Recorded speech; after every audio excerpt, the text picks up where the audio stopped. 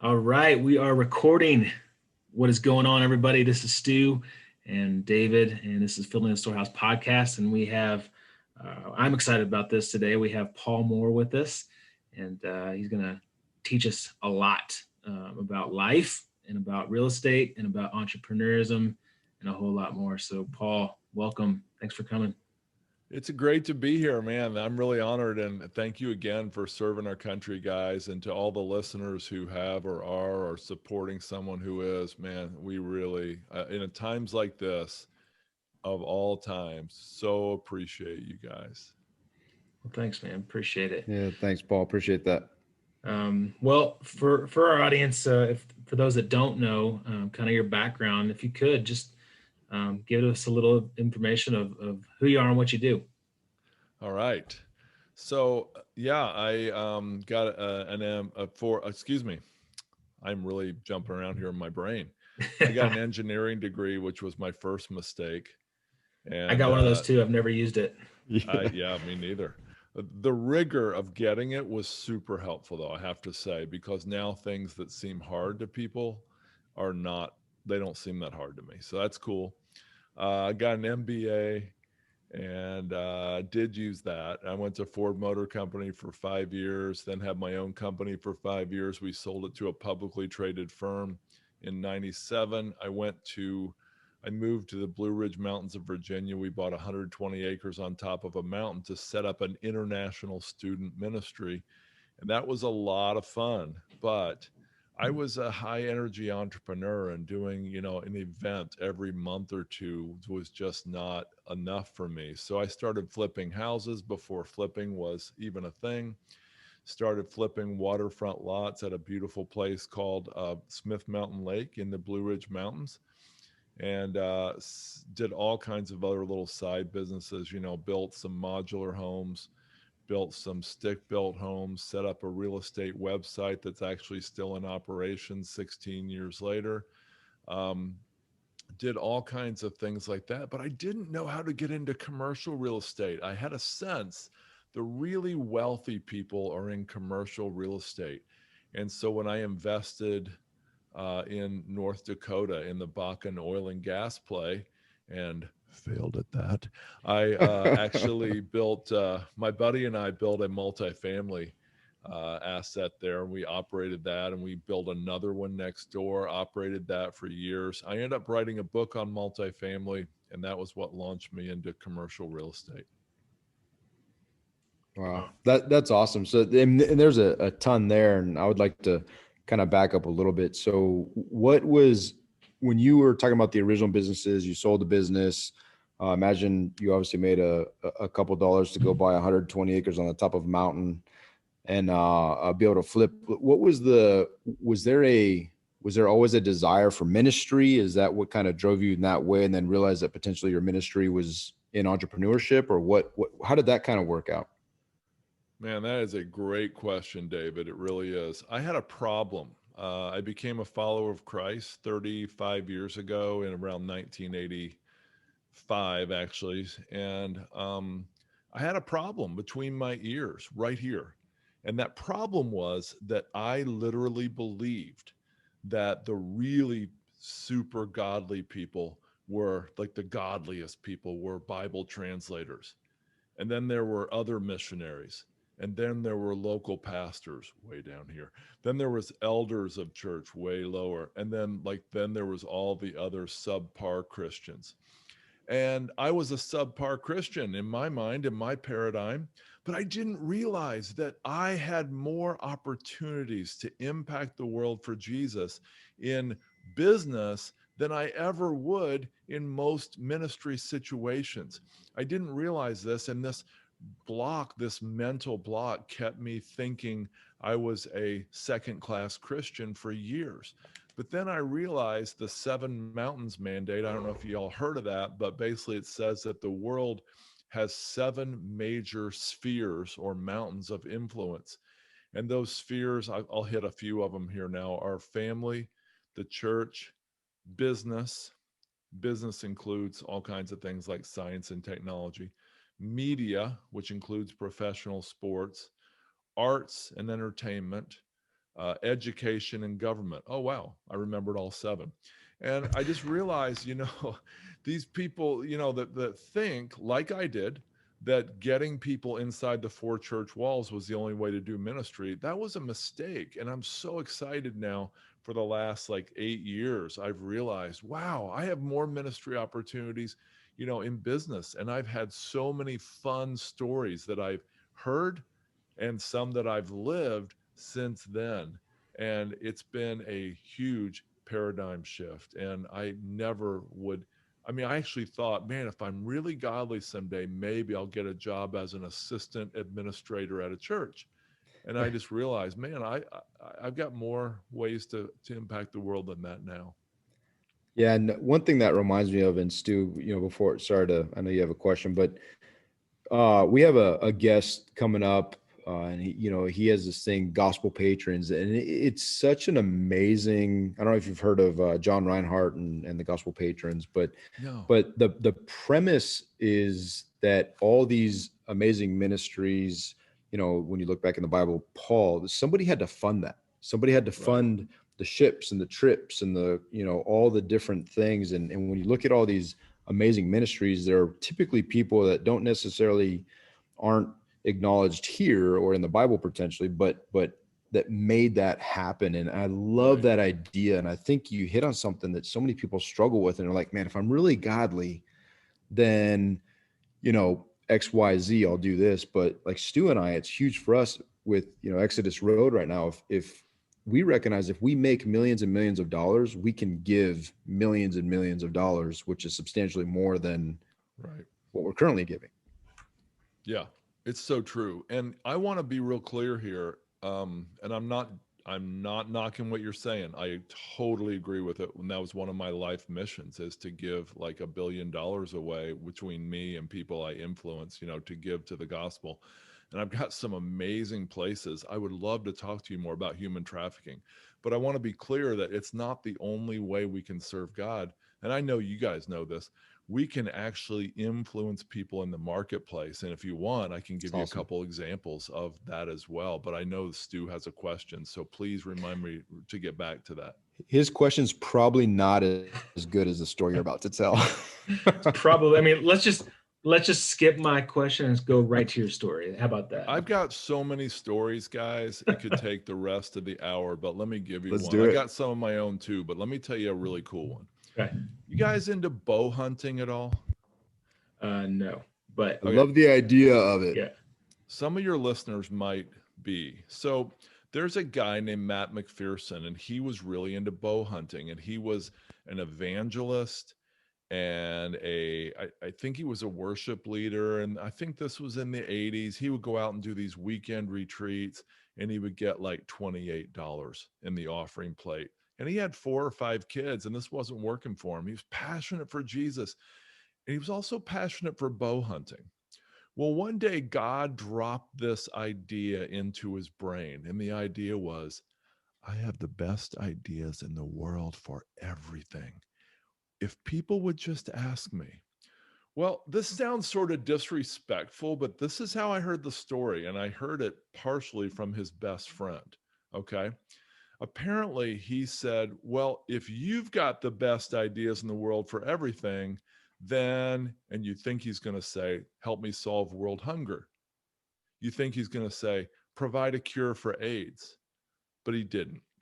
He said, if you've got the best ideas in the world for everything, help me build a better compound bow. Now, here's the thing. Compound bows were invented in 1967, and they were always a little off. Like when you shoot them, like the 2 cams, if they didn't sync absolutely perfectly, and they usually didn't, then the shot would go left, right, up, down. And so they just didn't work the way they could have. They were really important because you got 2 or 3 times as much leverage because of the compounding, but they just never hit their potential. He was trying to build a completely different kind of bow. Well, about 2 weeks later, he says, he was sleeping, and in the middle of the night, he woke up and there was a piece of notebook paper floating in front of his face, 3-hole punched and all, and it looked like this. And the notebook paper was just floating in front of his face, and it had a schematic on it, a drawing of a completely different kind of compound bow than had ever been invented. And so he woke up and he started copying it down. And his wife said, "What are you doing?" He said, "I think I'm having a vision." And so he copied this down. He went and tried it, built it, and he actually went and got a patent. Now he's got dozens of patents. And I'll just fast forward the story about 30 years. Um, Kia builds a whole lot of cars and they make a small profit on each car. Well, Rolls-Royce builds a handful of cars and they make a huge profit on each car. Well, Matthews Bow Company builds the most bows and makes the largest profit per bow of any archery manufacturer in the world. And of course, that was started by Matt McPherson. Matt McPherson went on to do all kinds of other amazing things, including inventing a different kind of acoustic guitar that a lot of huge names use. And the starting price on that is outrageous. You wouldn't even believe it, how high priced these things go for. Yet, if you go to Oshkosh, Wisconsin, you might see Matt walking around the mall today doing evangelism. That's wow. Good. We recently had Shay Bynes. I don't know if you've heard of Shay Bynes. I know Shay. She's amazing. Yeah, she's awesome. She's so awesome. And we talked to her for a long time, and she has this idea of just putting God in charge of everything, right? Like having him run your business and having him be your partner. And she called him the chief anything officer on our podcast. It was awesome. Nice. And I've never heard that. That's good. Isn't that cool? And what David and I have really found is that there's so many decisions in our business that come up that we have to kind of go one way or the other, and something happens, and it's a God thing for sure that he gives us the answer, and it's quite often not the answer that we originally kind of were going with, right? And more often than not, it works out really well for us, and we're kind of in this path right now where we don't really know where we're headed, but we're starting to kind of look eyes on him and kind of figure out where we want to go. And we've seen a lot of things happen within this last year where our business has been a ministry to talk to people about Jesus, and it's awesome. It's been really, really cool where we've had these conversations where it's not just about making money or real estate or business. It turns to having conversations about our faith and, our why and what are we doing all of this for? Yeah. I don't know. David had just a conversation with an investor, and after we got off the call, he sent us an email. He's like, "Hey, anything I do with you from now on, I'm giving 10% of all my profits away, just like you guys do." And like that was really cool for us. So I know you have, there's a story that I've heard before, and you're talking about how, you were making quite a bit of money in real estate and then you lost it all. And then you gained it all back, but you gained it back a little bit differently. I'd like to kind of hear that again.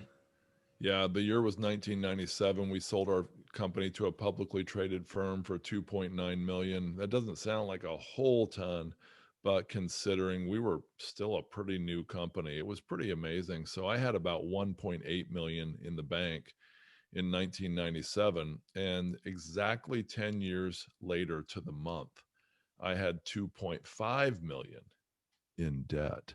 And I actually had all that against real estate. And so, thankfully.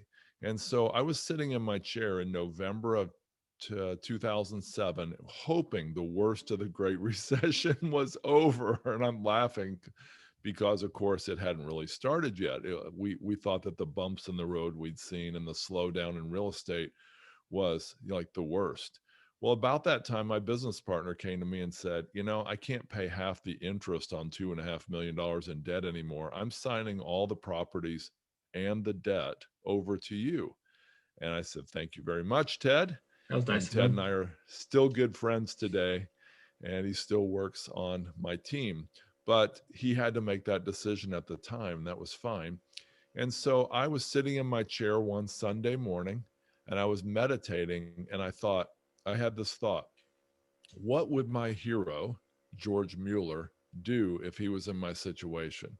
Now, speaking of storehouses, George Mueller, he was a hellion in Germany in the early 1800s. He became a saint in England, and he actually began caring for orphans. And the reason he did it was not just about the orphans, it was mainly to prove to the entire world, England, his congregation, England, and the whole world eventually, that God was faithful. He could be trusted in anything at any time, no matter how impossible.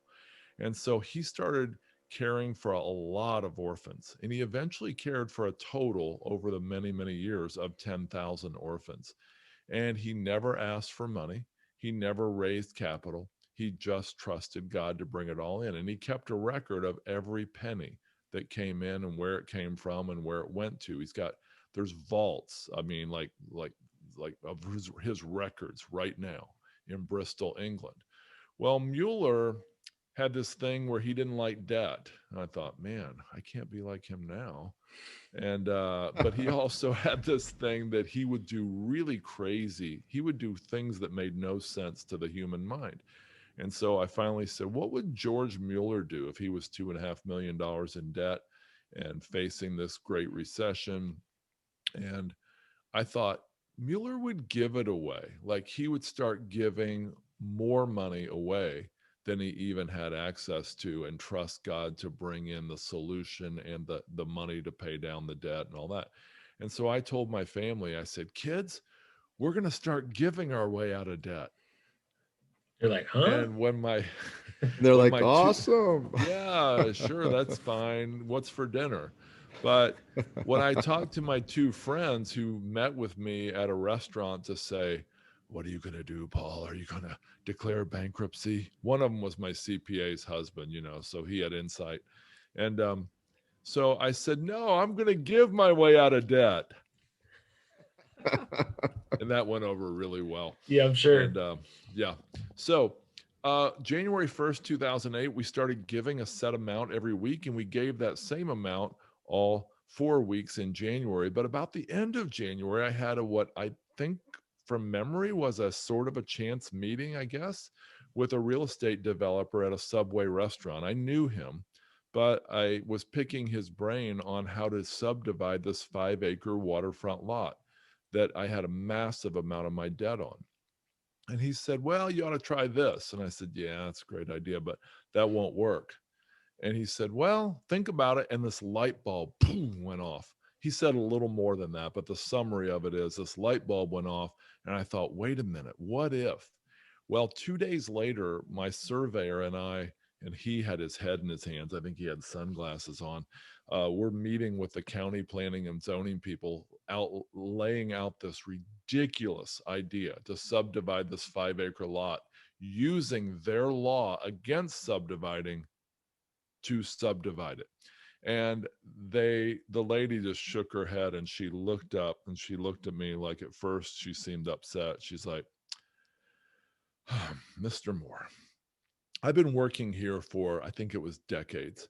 She said, I've never had anybody present such an outrageous proposal. And I've got to tell you, you found a loophole in our law that nobody has ever found, apparently, in history. And she said, That's that awesome. loophole is open. It's not closed, and we need to close it. But you just found this loophole. I could not prevent you. In fact, I will approve your subdivision of these 5 1-acre lots. And so that was the beginning of a lot of hard work with banks and lawyers and surveyors and soil test engineers. And then I had to find buyers in the middle of a time when virtually nobody was buying vacant land.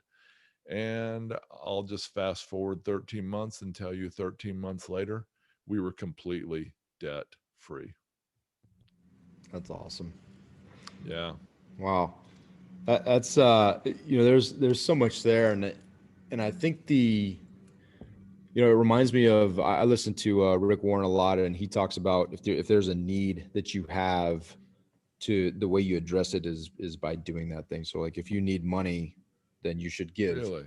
Huh. And so I've never heard if that. you, oh, it's awesome. Like, and you reminded me of it because he said, hey, if you're in debt, then give. If you don't have time, then give your time to mentoring, give your time to service, give your time to, and he said, God will supernaturally just multiply your capacity to fulfill his will effectively.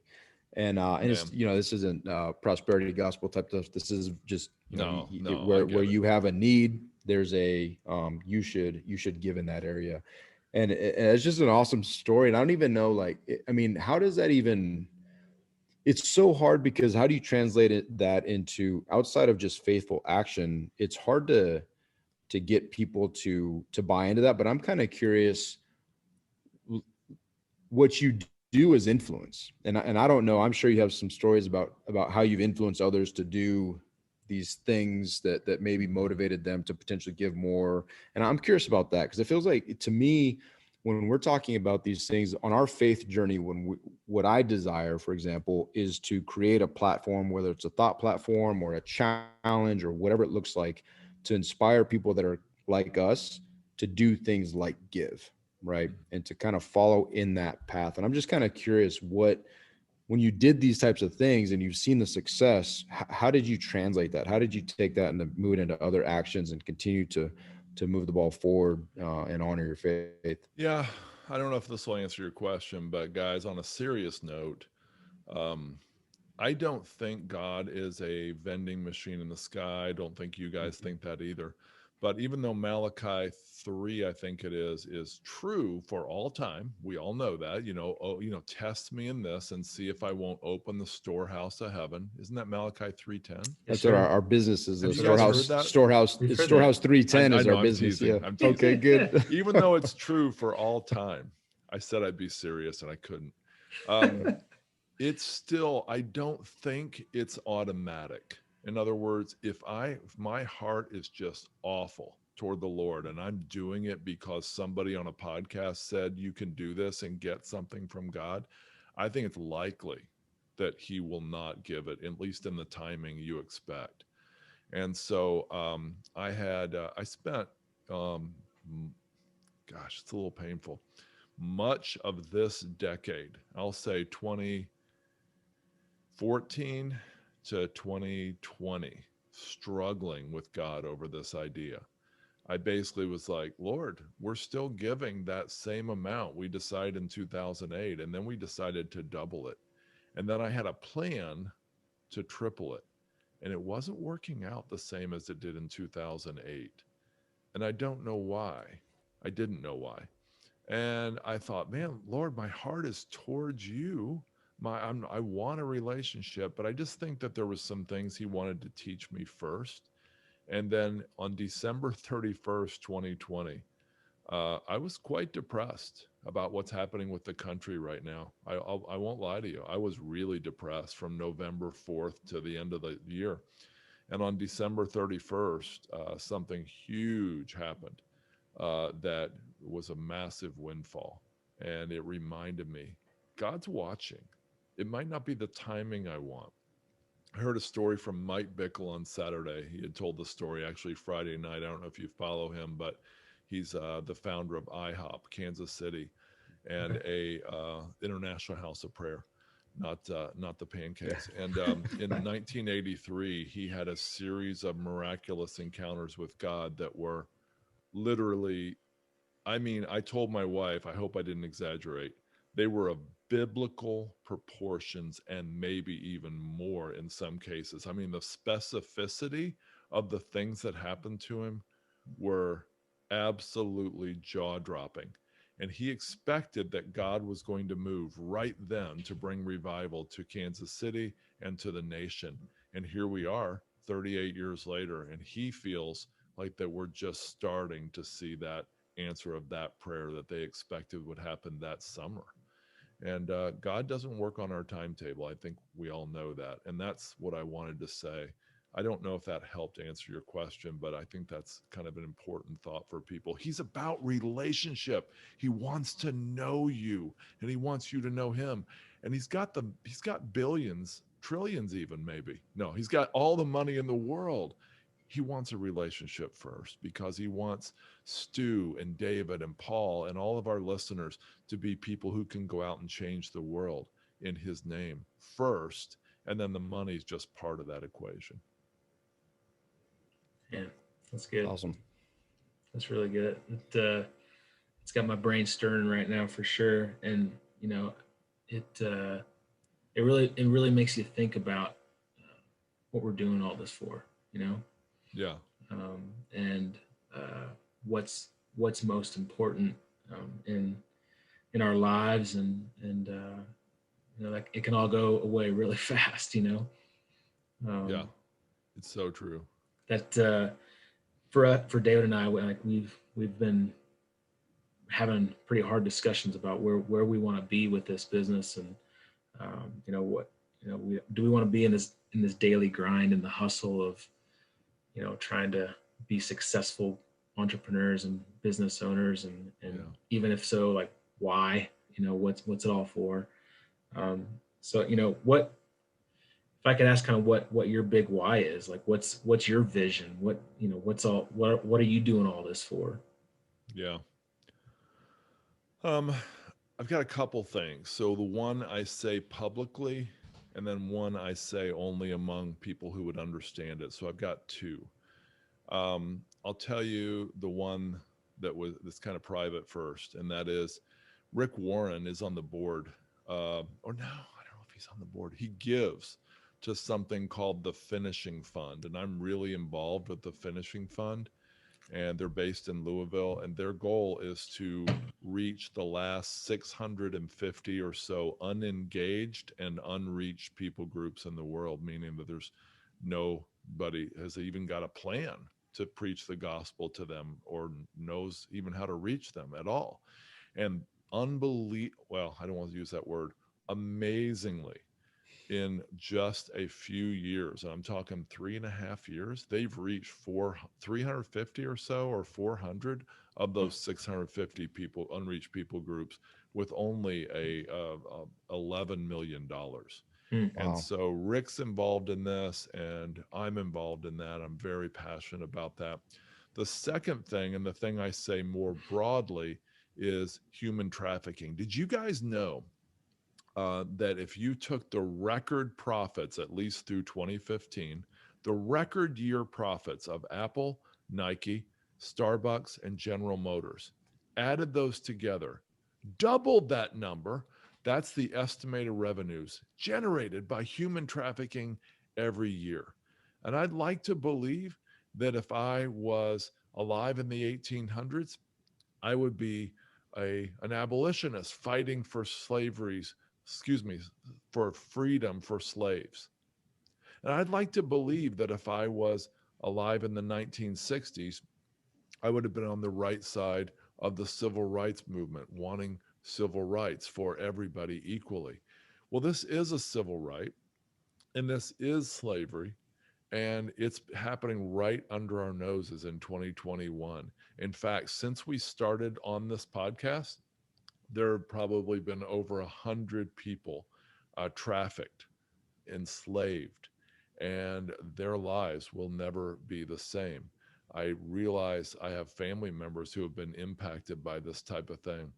And I realize what one or two events can cause, the damage it can cause emotionally and psychologically to a person. What about these people who are being harmed in this way that I don't even want to use the verb 20 or 30 times a day? It is unimaginable. And the suicide rate and it goes on and on. And so I'm very passionate about getting the world to know, whether you're a liberal or a conservative, a Republican, Democrat, American or not American, military or not, man, this is something we can all get behind, something we can all hate, and something we can all fight to stop. That's huge. Yeah, that's super powerful. And I think one thing for Stu and I, and it's been interesting, and I love how this is how God works. And I love how he connects people too, because I just wasn't fully tracking your passion against this I think it's easy for people to say it's terrible, but to be passionate about fighting it is a whole different thing. And what's interesting is, as Stu and I are evolving our business, where it started was a very inward focus for us as military members who deployed and potentially missed kids, birthdays, missed our own birthdays, missed whatever events we miss. It was to give that time back. Yeah. And now there's this like, I feel this pressure, this on my heart, this burden on my heart to maximize our business potential, because now we've connected with people. And we spoke with the founders of Exodus Road, and have like the cost, effectively the cost of a life, the cost of freedom, and how what that number is. And it's this burden on our hearts to generate that number times that number times that number times that number times that number, and to spread the awareness and to try to get folks in and give, because it's such a significant issue. But I love how you highlight that the purpose of a business can be that. The purpose of a business can drive towards literally freeing people's lives, or whatever it is your passion may be. But it's doesn't have to be. It's not about that bottom line. Yeah. Or if there is a bottom line, that bottom line is because it can go towards giving or other passion projects. And Yeah. I just love how you highlight that, because it's so important. And sometimes I think people just get lost. They minimize the importance of what business can really be. Yeah. Yeah. It's so true. And I think God has given us so many resources. I mean, and I will say, I don't want people in the West, people in America, to feel too down on themselves. I mean, man, if you're lukewarm and you need to get Revelation 3 straight, the Laodicean thing with God, man, I do. I repented for that exact thing on Saturday. And most of my friends think I'm like the most passionate, or one of the most passionate people they know, but I know I'm not there. But one cool thing is, I'll tell you, my friend who wrote The Heavenly Man, if you know that book, it's Brother Yoon, like all the stuff that happened to him in China as a house church believer. Well, the co-author is Paul Hadaway, and Paul said he collects money from all over the world, and from people to give. And he says, like, a really generous person in his country or other countries will maybe scrape together $10 to give, but a generous person in America will send 1,000 or thousands. And he said America, still is the by far most generous place in the world. And so if you're American and you're listening to this, man, go just keep that reputation up. And if you're not, I would really encourage you to test God and see if he won't make up what you gave away, and then much more. And one thing that keeps popping in my head, and that's awesome, and thank you for that. And one thing that keeps popping in my head is, for some reason, I keep having this thought of your wife. Like, who is this woman who you do this partnership with? What does that team dynamic look like? Because like the stuff you're talking about is not, these are not, I don't want to skirt over that these are easy conversations, or if you don't mind sharing just that how that teamwork. My wife, she grew up in a generous family. Like, her dad was a postal worker, and I think, I don't know how much he made, but it was really low. I mean, even by, like today's, but even at the time in the 70s and 80s. And like when he got paid on Friday, they immediately sat down and wrote out a tithe check on Friday night, like when he deposited it in the bank, and that money went in the offering plate on Sunday. And I don't know that they were super creative, giving to reach unreached people groups and all that, but she saw that week in, week out, year in, year out, and it marked her.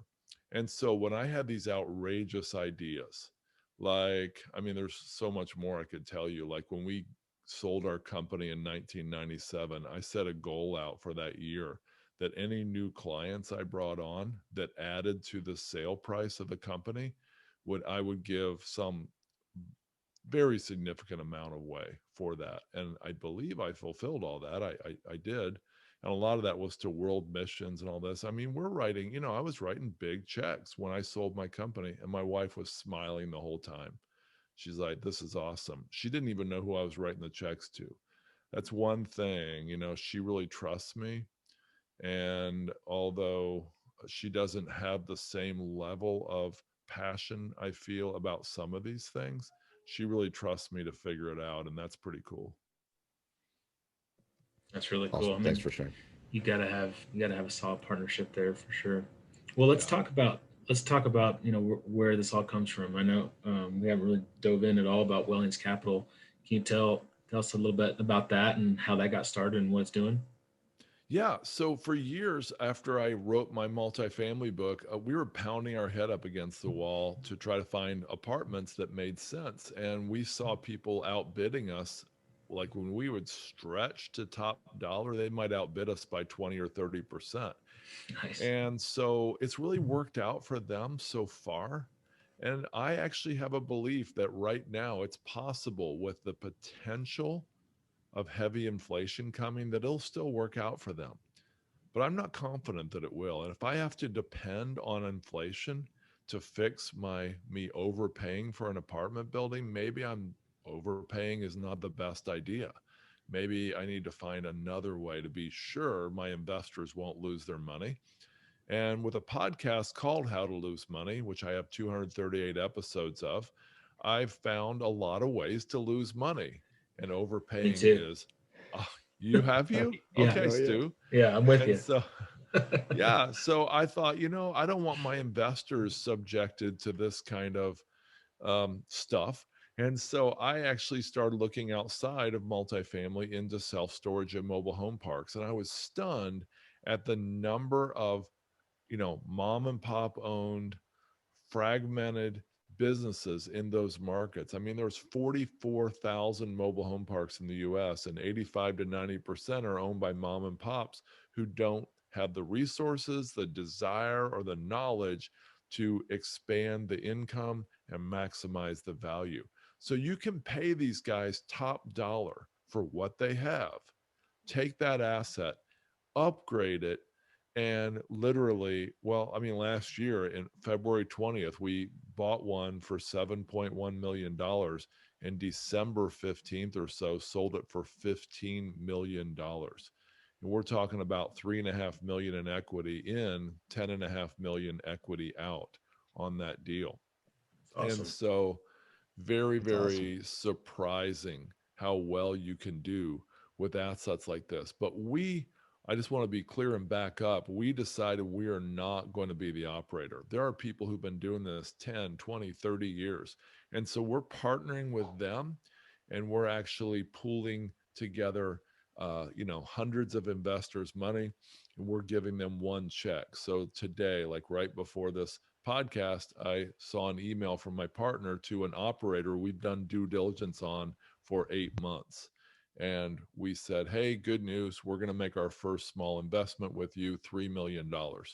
And so we're sending them 3 million, and that's represents 30 investors, 100,000 each. Now those 30 investors will get all the assets from that operator, but they're also going to get diversification across 3 other operators, geography, diversification across geography, diversification across strategy, because that operator's strategy is different than the others, obviously.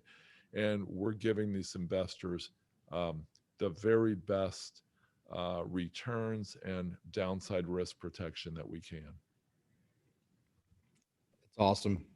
You're barking up our tree, and we're gonna have to have a follow-on conversation Yeah. because I think, but I think it's so interesting because what it boils down to, and people are trusting you with their assets because you have a proven record of it's not necessarily buying into the business you run. It's buying into Paul Moore, and I don't know who your partner is, but I'm imagining that someone of your character does business with someone, you're equally yoked. And so people are investing in you guys. And I think that's such a and a beautiful thing, and it's an important thing to really maximize the potential of. And Stu and I, I think I'm a little bit I'm probably missing a little bit potential because Stu is the other side of that.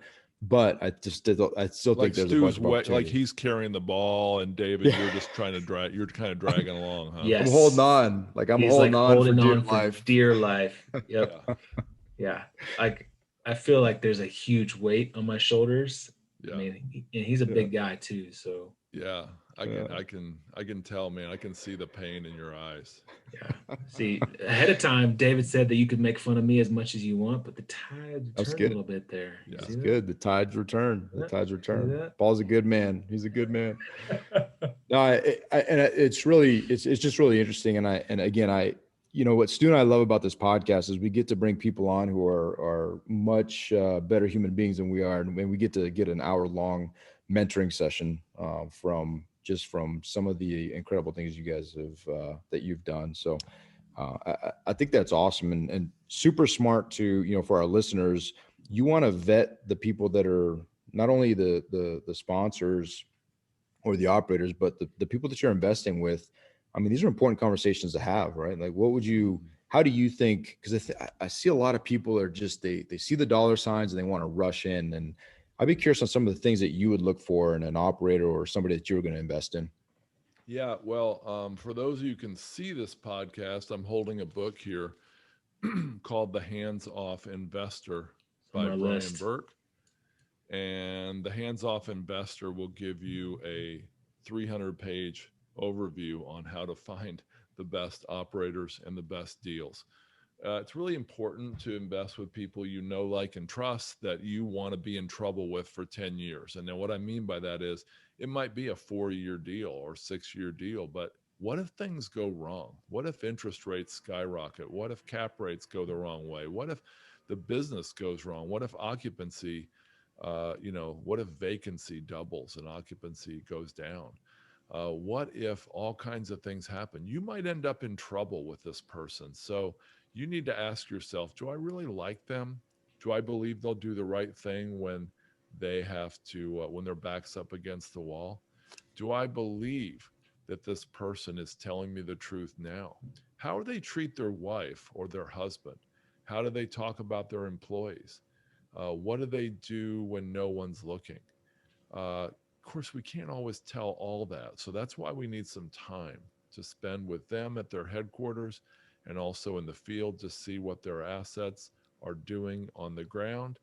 We also want to do a criminal check, background check, reference check, see what kind of debt they use, see, all kinds of things about them, how they run their financials, how they run their fund, what kind of portal they use, how much they invest personally.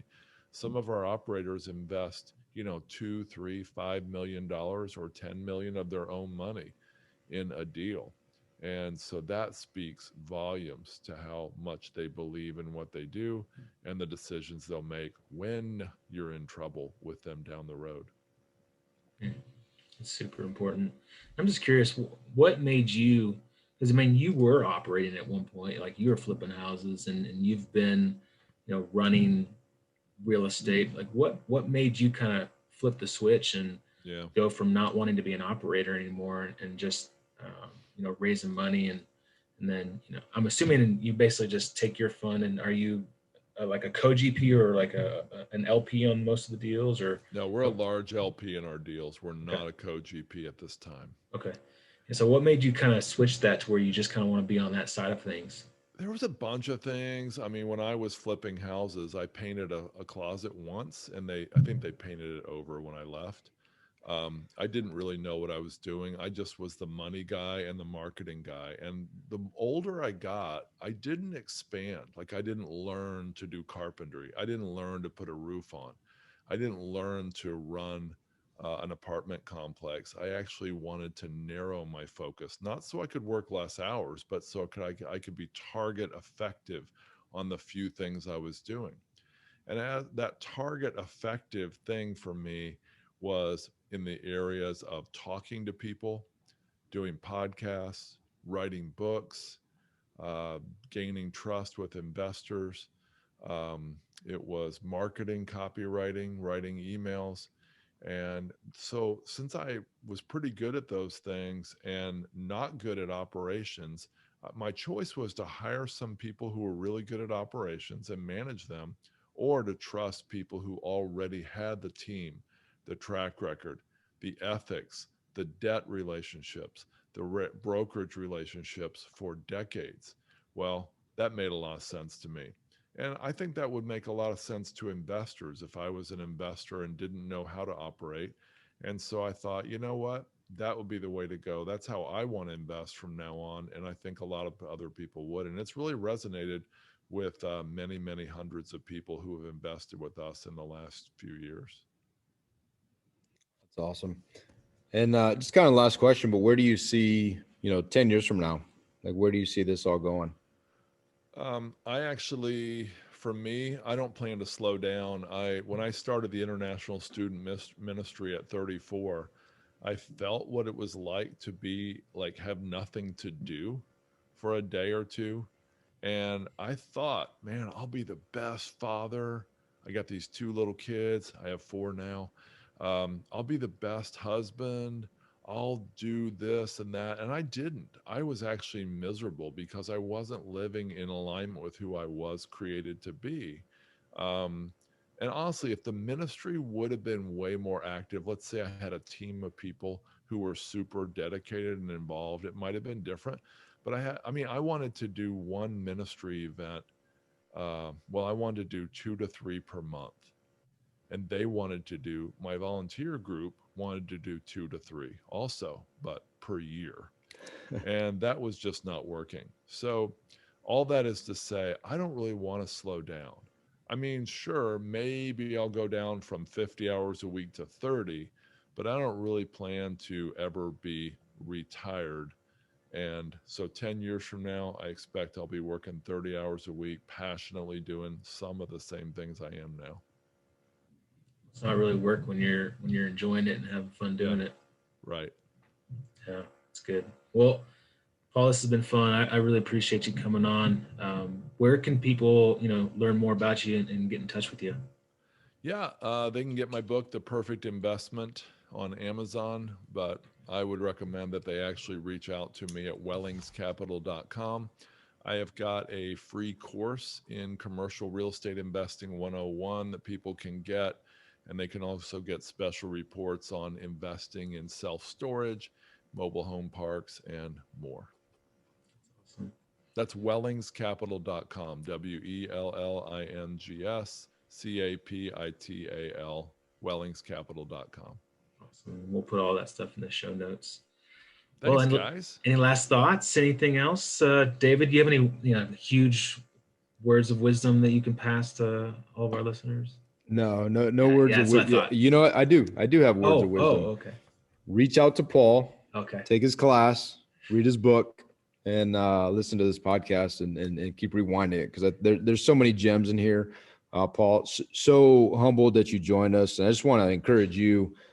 Just really appreciate you taking the time to hang out with a couple knuckleheads and really impart, your time is valuable. And I know you have back-to-back meetings, but the fact that you would sit down and chit chat with us and our audience, we are so grateful. We're so grateful for your servant's heart. We're so grateful for your passion to give and to see the lost saved and to see the unreached reached. And just a true motivation for me. I know that my brain is going nuts and my heart is stirred by a lot of the topics that we talked about. So thank you so much for taking the time, and hopefully you were a bit encouraged as well. Man, guys, it is such an honor. And, I look up to you guys so much. I mean, you guys, you've probably been shot at, and I don't even know what that would be like. I really don't. And to think you did that for our country and for our freedom and for people who don't even appreciate you, so grateful. And I'm so honored to be on your show. Thanks, Paul. Well, guys and gals, go listen to this one, subscribe, get in touch with Paul. He's a wealth of knowledge. And most importantly, go fill your storehouse. Make it a great day, friends. Thank you. See ya. See ya.